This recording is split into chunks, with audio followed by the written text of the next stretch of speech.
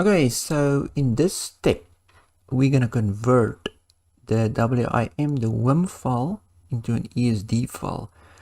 So you can skip this step. You can use your WIM file in your installation. It doesn't matter, but I'm going to convert it to ESD because it's got better compression. So you will have a smaller file. It's more efficient. So you need a command for this, and you need to open the ADK. Let's go to the ADK folder. So Windows Kits, you have to open Deployment and Imaging Tools. Just run this as admin. So you have to open this tool to run that command. So the command, I'm just gonna copy it here. I'm not gonna type all that now. Paste it in here. So let's just go through the command quickly. It says DISM export image. So export image is the function that's gonna convert this whole thing. Source image, this is basically your WIM file. So this is the path, and there's the install.wim. I just copy it to the desktop.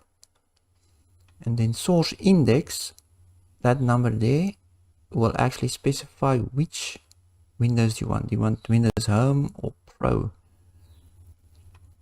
Now you can actually check which number to type in running this command.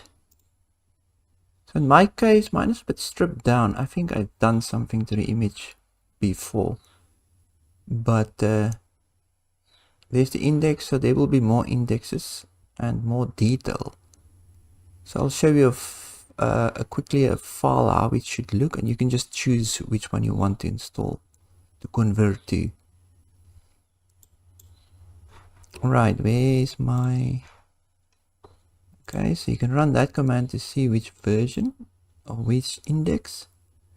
And then obviously the destination image file where you want to convert it to. So I just call it install.esd. So from install.wim to install.esd. And then compress recovery. This compresses it quite nicely. So let's run this command, see if it runs. Yeah, it actually goes. So this will take a while, and then I'll show you when it's done.